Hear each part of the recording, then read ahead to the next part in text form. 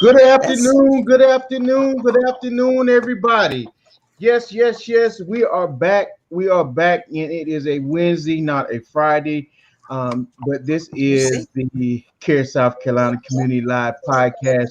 We have a special broadcast here today. We're calling this Wellness Wednesdays. This is our part of our Men's Health Month. And normally we're on the Monday, but we moved it to Wednesday because we wanted the Wellness Wednesday, and this is the last day of June, so we wanted to end Men's Health Month with this last segment. We have some special guests here. Before I get to our guests, I always like to tell you that I'm Mark Calhoun. I'm the Director of Social and Community Services for Care South Carolina, and I'm always on here with my partner in crime. Oh, Yeah, I'm Daniel Myers. I'm an PhD program for CareSouth Carolina. And Mark, I guess we just confused with all these different days coming on. But we just wanted to know that, hey, you never know where we are. We can pop up anywhere, any day of the week. Yeah, It's important information, so just be ready. Just be ready. yeah. Just be ready because we'll pop up anytime. We'll pop anytime because anytime we got good information that needs to be put out to the public, we'll just pop in. We just pop up and we talk about it and we Hey, like to put it out there. So you just never know where we're gonna be. We might be on a Wednesday, we might be on a Saturday. Hey, you might see us all day. We might do a marathon show one day. I don't know. hey, Mark, hey, they might even look the window looking at the yard because we might got that setting up. Never know. They never know. That's right. That's right. So let's introduce our guests. Let's introduce our guests, and we're gonna start down at the bottom with Miss Darnell. If you could introduce yourself, Miss Darnell, tell us who you are, and a little bit about yourself. okay, so Marek has given you my name, Darnell Bird McPherson. I like to tell people for 30 years my name was Darnell Bird Baptiste. So there's some Dillon County, Marion County, Florence County folk that I worked with for over 10 years through the Community Action Agency that I remember so well, and I love them so much, and they're still a part of my lives. But currently, I serve as Executive Director of the First Steps program for Darlington County. And for all of Marek's listeners, there's a First Steps program in each of your counties. And if you're not connected to it, I would encourage you to reach out to them. I'm a grandmother. I'm very proud of that. And I've got a grandson, 23, who'll be graduating in the end of July, and he'll be a cardiac nurse. So we're in the healthcare arena as That's well. right. Mhm. Thank you for that, Miss Darnell. And our second guest, sir, could you introduce yourself? I certainly can, and thank you guys for providing this forum once again. My name is Richard Moses, and I'm the Chief Community Relations Officer for SC Thrive, which is a nonprofit organization out of Columbia. It's a statewide nonprofit. That's what I do professionally, but my passion, one of my passions and one of my longtime loves is physical fitness, and my wife and I, we own a small personal training studio over in Florence. And we've been doing that, believe it or not. We're at our 7-year mark. We've been doing that ever since 2014. So we specialize in one-on-one and small group personal training.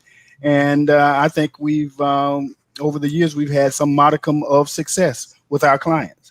And again, like I say, thank you guys for just providing this forum. It's a much needed forum for all of our listeners, not only in the state, but especially in what I like to call the heart attack belt, right through here through the PD, because Yes. we need to teach people how to take care of themselves and how to eat right. So hopefully we're going to define what eating right is and doing some of the things that will add longevity to your life. All right. We appreciate that, Ms. Moses. Appreciate that, Rich. So, Miss Darnell, before we go into getting that great information about nutrition and wellness and physical fitness when it comes to men, um, j- uh, Men's Health Month, this Men's Health Initiative has been a passion for you. This is kind of your brainchild, to have this broadcast and several other activities throughout the month of June to bring awareness and commemorate Men's Health Month. Tell us why this is so important to you. Well, thank you for the question too. It's very important to me because my father is still alive. He's 93 years old, and he's almost a 40-year survivor of prostate cancer. He still gets his PSA check. He takes there's an injection that he gets every couple of months. But on the flip side of that, he has had 3 of his nephews. His oldest sister had 5 sons. 3 of them died of prostate cancer. And my father was always talking to the guys, you need to do this, you need to do that. Somehow it didn't resonate with them. So that's one side of it. The other side of it is we're in the family business in First Steps. And when we think about our young children, oftentimes people focus on the moms, but someplace there's a dad, there's an uncle, there's a grandfather. And I also believe that men are the head of the household. Now, they may not always want to play that role, but we have to have them as a part of the children's lives. Children need both parents. They may not be in the home, and they need to be well. And men die at, I think, they like 10 years younger than women, Black men. And as Mr. Brother Moses was talking about, in the PD area, and I know our healthcare providers know this, we have the highest incidences of all types of cancers among men. Cancers I never even heard of, and people in the healthcare profession might have, but I never even heard of. But I do know that they're survivable, but it's early detection. I have an uncle by marriage. His name is Franklin Hines, and he talks about this, so he doesn't mind my sharing it. But he's almost a 10-year survivor of pancreatic cancer. And for those of you who are familiar with these diseases, pancreatic cancer is something that you cannot walk away from. It'll zap you.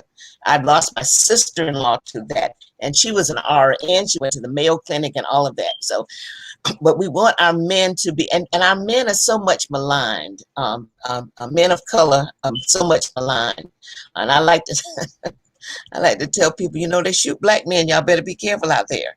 And being the mother of a Black son, I promote that with him. He was in the military, so he's pretty much aware of good eating and exercising, those kinds of things. But that's it.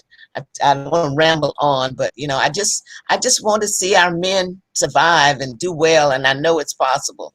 But it's got to start with what you put in your body and what you put in your mind, then how you take care of all of that. I know the other thing is oftentimes, and that's why we're so glad we have CareSouth, men don't want to go to a provider that does not look like them. And a lot of women too, women of color. So we need to connect with our healthcare providers who are of color. You have a different dialogue. And so it's important, in my opinion, to make those connections, because even if you have to drive to Dillon, it's okay. Go to Latta, go wherever you need to go, but connect with a provider that you can relate to. Absolutely. Absolutely. And we've had the opportunity this month to work on quite a few initiatives related to men's health. Ms. Darnell had several men's symposium addressing common issues around men's health, as well as the opportunity at the recent Gospel in the Park a couple weeks ago. We were there doing blood pressures and providing PSAs for men. That was a great experience. I enjoyed myself. We did 30 men, and me included. I got a PSA. I'm knocking on the door of 50, and I do have a history of prostate cancer in my family. So that was a great opportunity for me to get tested as well. So I got my PSA and my gift card. Appreciate it. Thank you. But that was a great opportunity for me to get, just to make sure that my numbers and that I'm aware of what my numbers and what I'm looking like, just in case. And in the early you catch it, we had Henry Well on the first broadcast, and he, the early detection is the key. The earlier you catch it, the better your prognosis is, and so that was a great opportunity. Mhm. And we have to realize we have to go where the men are. And one of our other initiatives puts condoms in the barbershops and the beauty parlors. And we tried the blood pressure cuffs check. We've tried that. That didn't go over so well when we were training the barbers to actually do blood pressure checks. But I'm not gonna give up. I mean, honestly, I am a persistent Patty. If it's got to, you know what I mean? Sometimes we get to the edge, that, that poem. I think I like the version by Michael Wynn that says, "Don't quit. Quitters never win and winners never quit. Just don't quit. You just have to keep plugging away." Yes. And we can save one life, then that's we've done our job. And the other thing about the screenings that were done at the park, I mean, it was an event that's been going on for 14 years. But because we advertised this specific activity for men, I know that more men came out because they came up because we didn't have our cards at the beginning, and they were like, "Where's my card? You didn't give me a card. I want my card." But anyway, so that was a real draw for them. But going back to Richard, it's what you eat, because your diet has a lot to do with it. And the research says with Black men, prostate cancer, you need to start being checked like at 35. When you read the report, the 20 years trend report, and it's online at the Cancer Alliance, you'll see where this Mr. Anderson is his name. They feature this young man, and his father was diagnosed with prostate cancer living in the upstate. And he was a physical fitness, former football player, works for the recreation department. He was just going in to get his physical. And the nurse said, "Have you ever had your PSA check?" And that's how it was determined. So again, sometimes, we think, well, we're not in the range or that sort of thing. But I just say, if your health insurance will pay for it, if you love yourself and you want to live a long time, go ahead and get it done anyway. Get it done anyway. So, yeah. Yeah, I totally agree with that. Go ahead, Richard. Yeah, I do agree with that as well. My brother-in-law was actually diagnosed with prostate cancer in his 30s. But due to early detection, he was able to get it rectified, and he just turned, I think he just turned 65, 66 one day last week. So early detection is the key. My father, who passed when he was 80, he's been dead now for ever since I think it was 2009. He passed on January the 1st. He was also diagnosed with prostate cancer. So therefore, there is a history in my family, and I get my PSAs checked every other year or so, every few years.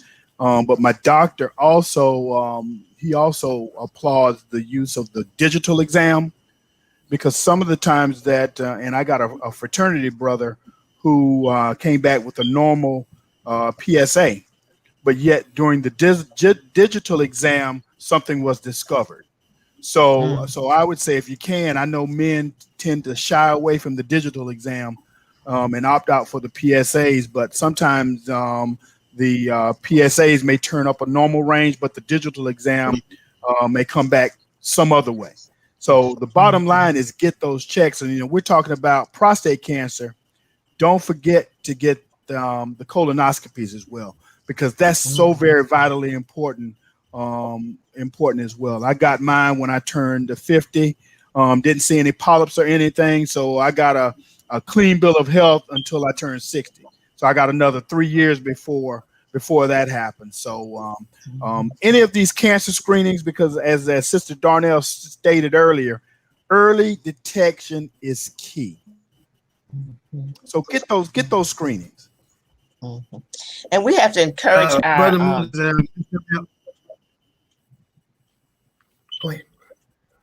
I was going to say, we need to encourage the mothers, the sisters, the aunts, the daughters to speak to the men in their lives and encourage them, bombard them about this, because oftentimes it takes, that daughter says, "Okay, Dad, we're going to the doctor and I want you to live a long time and walk down the aisle," those kinds of things. So this should be attacked, if you will, by everyone in the family. My husband is a smoker, and he's not allowed to smoke in the house. He's not allowed to smoke in the car, any of those kinds of things. and he's been addicted to crack cocaine, which he overcame, and heroin, which he overcame over his lifetime. I wasn't married to him then, of course, but nevertheless, he's still smoking those cigarettes. And I cannot, as children, I'm like, Lord Jesus. So I told, you know what I told him? I said, listen, I'm getting me some new life insurance, buddy. And when you croak a doka off of this stuff, I'm going to have me a big party and I'm going to travel the world on your dime. I bet you that got his attention. Oh, you did, it did. It did. He was like, okay. And he's got some new, he was on Medicare and he went back to work. So he's got Blue Cross Blue Shield. So he's having all kind of tests done now, you know, and there's no blood pressure problems or anything like that. So he's on a smoking cessation program. Praise the Lord for that. So we're grateful about that. Yeah. I'm gonna tell you something else that I'm finding around the community. I'm starting to see dialysis centers pop up everywhere. Mm-hmm. Yes. My father, he was on dialysis. You name it, my father had it. And he was on dialysis, and I see the toll that it takes when you have to go to the dialysis center 3 days a week. Mm-hmm. And by the time you start feeling like yourself, it's time to go back. Mm-hmm. And a lot of that could be prevented by what you put in your body, the amount of activity that you get. My dad was not one for exercise, and he ate any and everything that he wanted. And I saw the toll that it took. So I pledged myself, I did not want to live my latter years like they did. The highlight of their day was coming over to Florence, going to Morrison, after they had their doctor's appointments. That's not the life that I want to lead. Mm-hmm. Mm-hmm. So I call it, my wife and I call it putting money in the bank. You put money in the bank now while you're young and while you still can, while you still have the availability of your limbs and a sound mind. Go ahead and get on a nice firm regimen right now, as far as your diet, as far as your exercise, so that you can live a great life where you can be traveling the world. Even at 80 and 90, you can be doing different things. Put the money in the bank right now so you can do that in the later years. That's right. That's right. Yeah. Preach, preacher.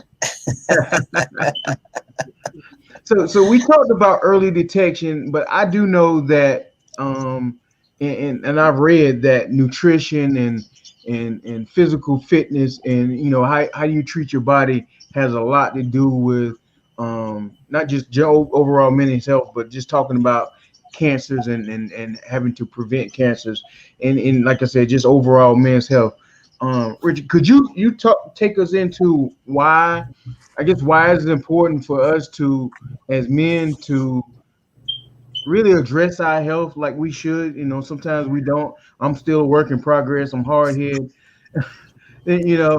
But you start, you restart, you restart, but why is it important for us as men to to take care of our health and be really, really physical health and from a nutritional standpoint? The reason is simple, Marek.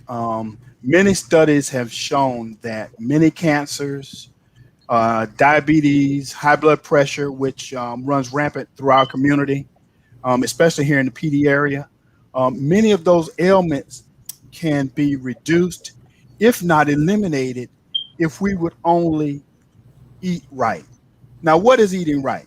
We're talking about, cutting down on your sodium, cutting down on the fat in your diet. You don't necessarily have to have a piece of ham hock in your greens. You can there's substitutions out there that taste just as good.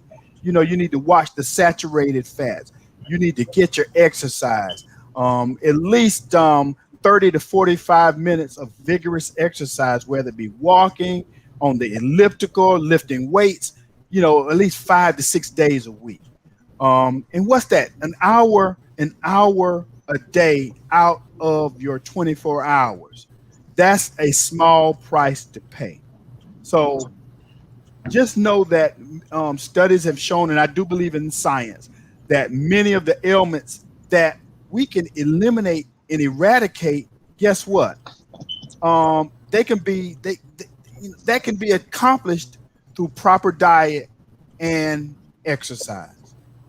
And believe it or not, losing just 10%, if you're overweight, if you're obese, losing just 10% of your body weight at that particular time can bring about great benefits.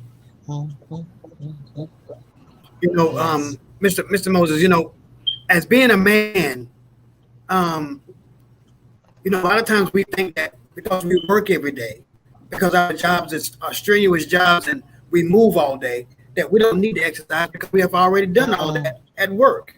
So why should I go out and have me a workout regimen when I work all day and I'm in a plant and I'm moving stuff and I'm lifting stuff and doing all this? So why should I go out and have a whole separate individual workout regimen? One word, stress. mm, Believe it or not, getting out there, pumping that iron, going out for a nice brisk walk with your loved one. Believe it or not, that's a way to distress because you're generally our jobs are stress filled. So mm, you're there, you're lifting, you're moving. Of course, you're getting physical activity on your job, but you in a job that's filled with stress. So mhm, it's great that we can go out. It's a distressor for me. It's like self care, mhm, and I do preach taking care of oneself. There's nothing selfish about self care. Right. mhm. So it's all to me. It's all about getting out there, outside of the job.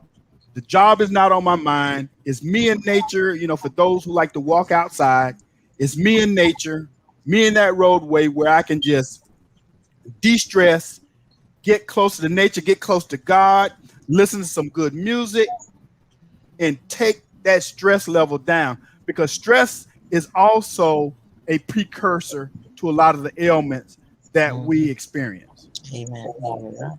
You're exactly right about that.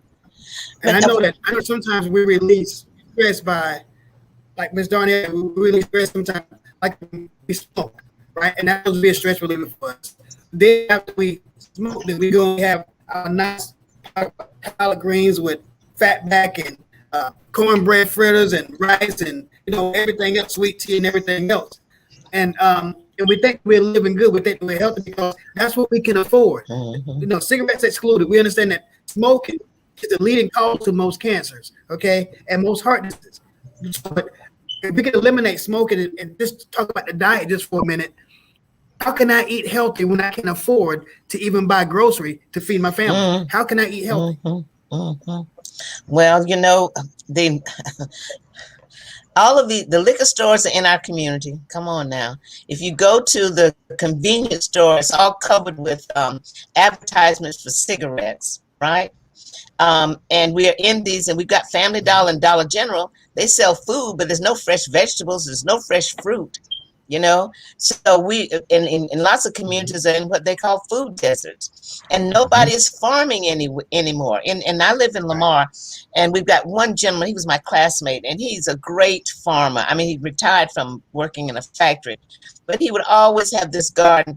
So this year he said, "I'm not fooling with that garden this year," and I'm like, "Please, please, please." But he said he was just tired of it. So therefore, we've reached out to Clemson. The Clemson reached out to us, as a matter of fact, and they're going to start a little community garden working with the middle school students. But the one of our employees at the town hall said, "Well, why don't we have a community garden?" Well, I've seen that in Hartsville, but you've got to have some dedicated volunteers if you're going to maintain a community garden.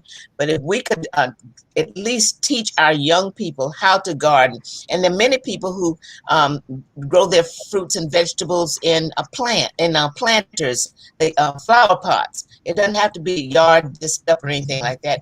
And Clemson University is supposed to work in our communities, and so that if we reach out to them, maybe some of our other communities can add that as a way to address some of the ills associated with people of color in particular. You're right Yeah. about that. The community gardens are almost a thing of the past. I know when I was growing up behind my house, my dad had several rows that were planted, and that was one of his hobbies, just to plant a garden. And he allowed everybody in our community to come through and when it was time for collard greens and turnips, they could come there to do that. They can squash, watermelon, things like that. So he would provide that, and I see less and less of that nowadays. But one thing you can know in certain, Daniel, is that you can pay me now or you can pay me later. My thing is, if you had a $50,000 car and it called for premium gasoline, guess what you would do? You would make sure that you put that premium gasoline in that $50,000 vehicle. Now, question is, isn't your body worth more than any $50,000, $100,000, $200,000 vehicle? So now you're talking about self-worth and self-esteem and kicking bad habits. You understand what I'm saying? Absolutely.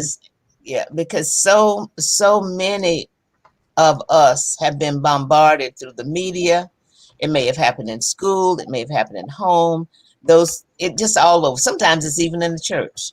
I must say that. Because, and then if you go in the workplace, sometimes people are so beat down by life. And then once it gets planted in their head, it's hard. You have to work at that, right? To change your mindset that you're a worthwhile human being, that you deserve to be happy. You deserve all these things, and you can't do it. You just have to stick to it. You've got to put your mind in gear because your mind controls everything. But I think that's the sad part for me when I look at some of our young people, is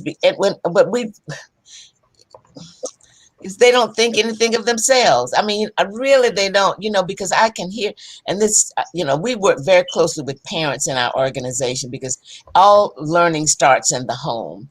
And one of our good friends, retired now, she's written a book called The Legacy of a Sharecropper's Daughter.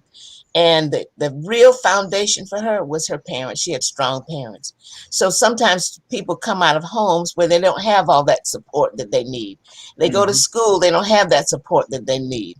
They might not be affiliated with the church. So there's this need for us to reach back, reach down, reach out, and try to work with our parents to help them understand that you cannot raise your voice at your child and call them names and tell them they're dumb and all that stuff, and they're 2 and 3 years old. They don't get over that stuff. It stays in them. So we've got to work with helping people understand, especially in our community, how valuable their role is as a parent and how they're setting the course for their children's lives. If they can hear 10 weeks before they're born and all they've heard is rap music and somebody cussing and carrying on, then no wonder they come out traumatized. And Sister Darnell, I think too, we need to also think about the fact that, and I think Daniel alluded to this, about the cost of fresh fruits and vegetables, healthier selections than some of your cheaper ones. I think we're in bad trouble as a society when you can pick up something off the dollar menu a lot cheaper than you can go get a dozen apples or some zucchini or something of that nature, which is one thing I like that CareSouth does. CareSouth actually plays a proactive role in the screenings and the education, because I think what we got to do, we got to transition our healthcare system from a sick care system to a well care system. That's saying a lot. I know. Trust me, it's a lot more profitable treating an illness than it is to have somebody that is well and thriving and not having to come in to see you. I might get in trouble for that, but I mean, preach, preacher. No, but that's kind of where healthcare is going now. They're calling it value-based care. They're paying you for the quality of your care and not the volume of the patients you see. We've embraced that here at CareSouth so much so we now have a chief of value-based care, which is Dr. Janico Duncan. She moved into that role as the chief of value-based care, and we have our population health department under her that specifically address those type of things. We're looking at preventive care, getting folks in for preventive care. We Mhm. prevent it before before it gets there. You know what they said, a ounce of prevention is worth a pound of cure, right? And so that's kind of where we've transitioned to and embraced now that value-based care model. So Now, I want to put one word in for STDs and STIs. yeah, yeah. The chlamydia and gonorrhea rates are off the roof here in Darlington County. And I know that in some of those diseases, men don't have symptoms.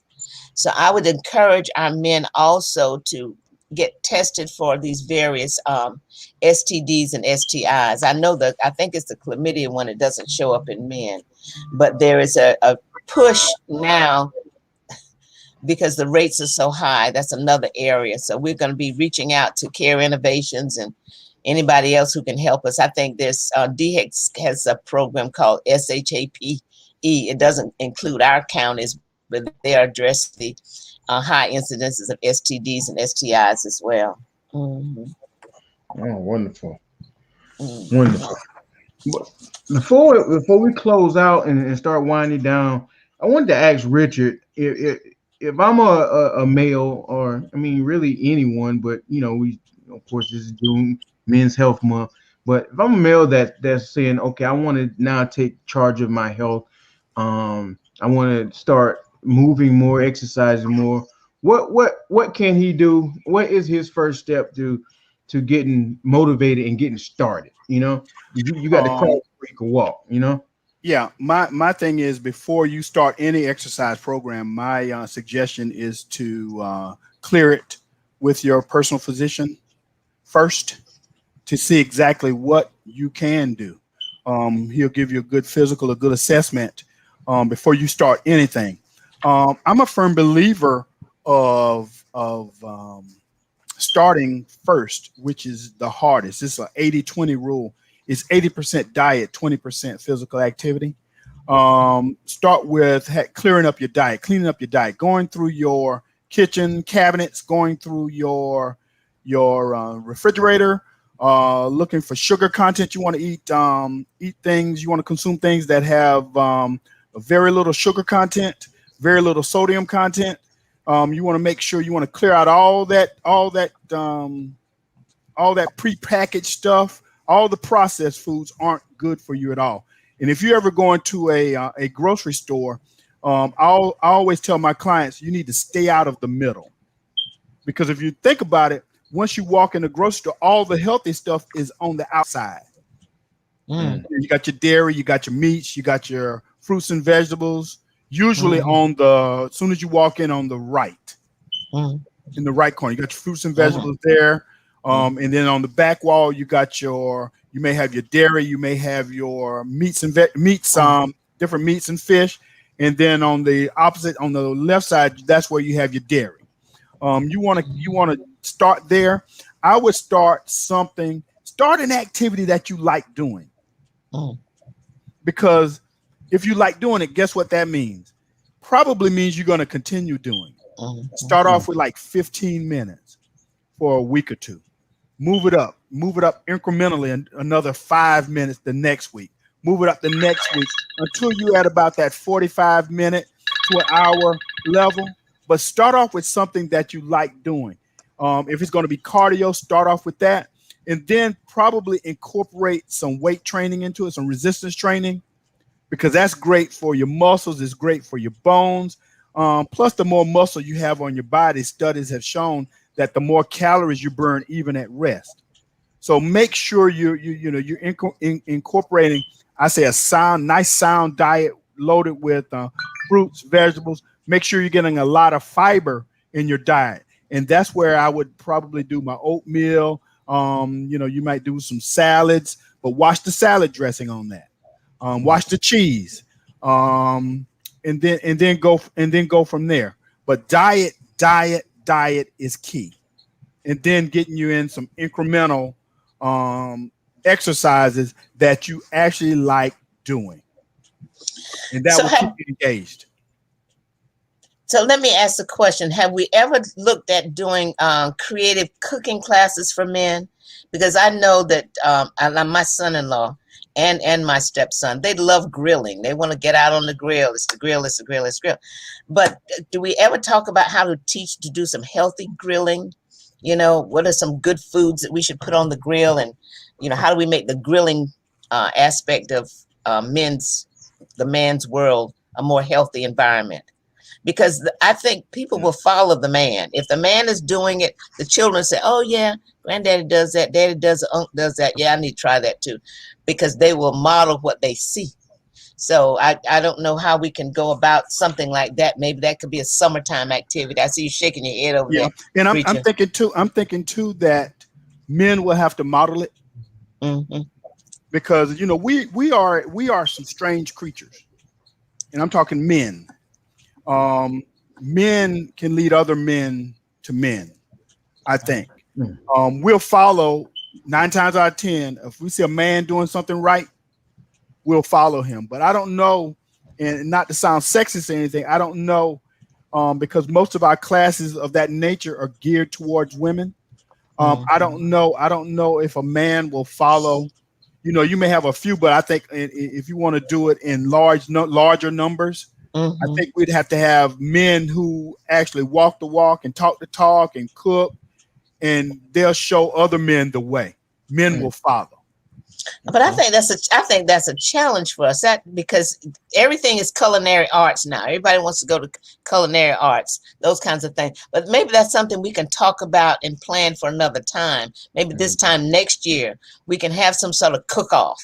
And over the months, talk about what would be a good thing to put on the grill and that sort of thing, and maybe even throw in like a door prize of some grilling equipment or grill or something like that. And maybe Like I teach them said, how to cook Brussels sprouts. okay, I hear you. Well, It, said the it, preacher.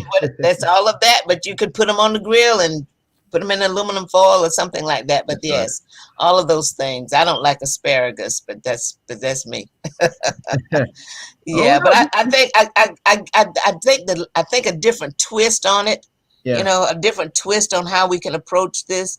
And I'm with you, Richard. I understand that, and that's why even in all the work that we do, we try to contract with, get some man who's going to be involved with us. We used to have a fatherhood program as a young man that worked with us, and we've had some volunteers over the years.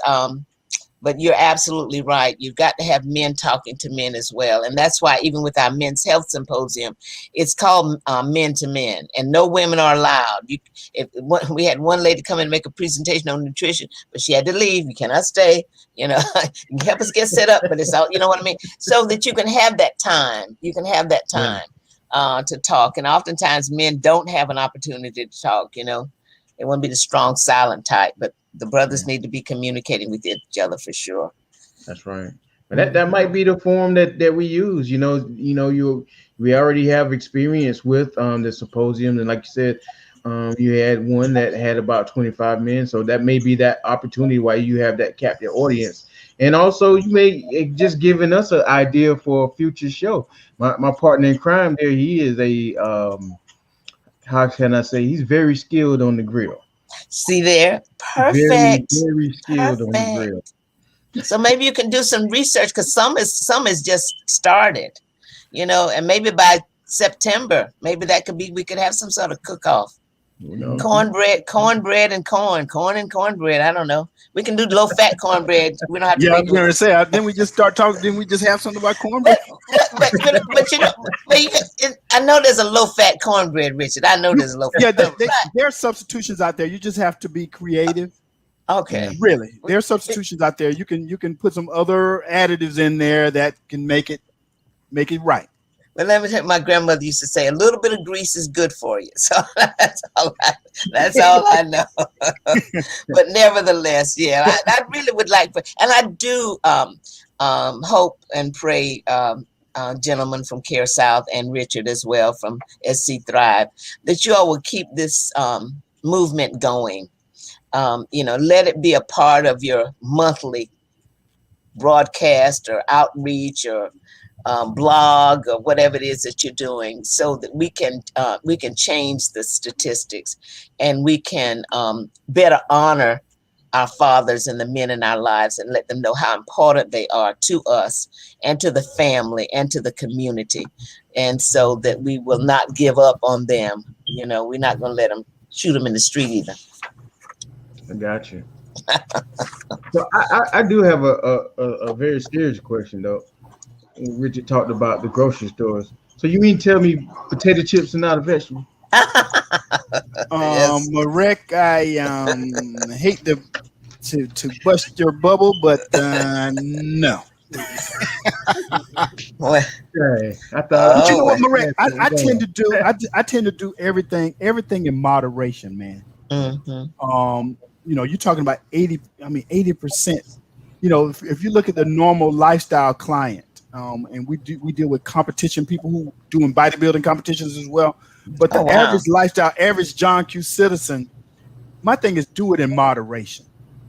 Look for alternatives. But this thing is called life. And if anything, if COVID has shown us anything over the last 18 months, is to enjoy life, enjoy love, enjoy each other.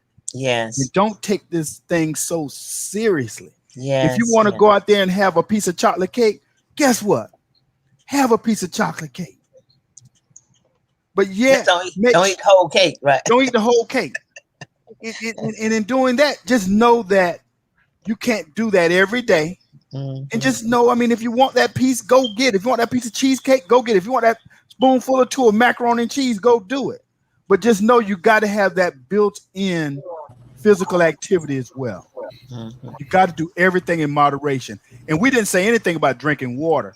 Just make sure, because water is so very vitally important. Just make sure, I've heard some pundits say 8-ounce glasses a day. I tend to think on the side of close to a gallon of water a day, especially during the summertime. Yeah. Okay. So what about the Gatorade and the Pedialyte and those kinds of things? What's your take on those drinks? They're generally loaded with sodium and other additives. So we just need. There's nothing that replaces good old fashioned water. Okay, Right. gotcha. All right. When it comes to help with the kidneys, can y'all hear me? Yeah, we can hear you now. Can y'all hear me? Yes. Okay. When it comes to help with the kidneys, water is the best thing for you. 70% water. And so if we want to heal, if we want to rejuvenate kidneys, the best thing to do is plenty of water. The Pedialyte and Mr. Moses said, it's okay if you in the bottom of electrolytes, but if you're not electrolytes, you need to drink water. Also, they also make a zero, what you call it, Gatorade Zero, or simply leery of drinking that diabetic because they increase your blood sugar. Just be cautious. Absolutely. The last thing I want to share is get in the habit of looking at your food labels, because food labels can be can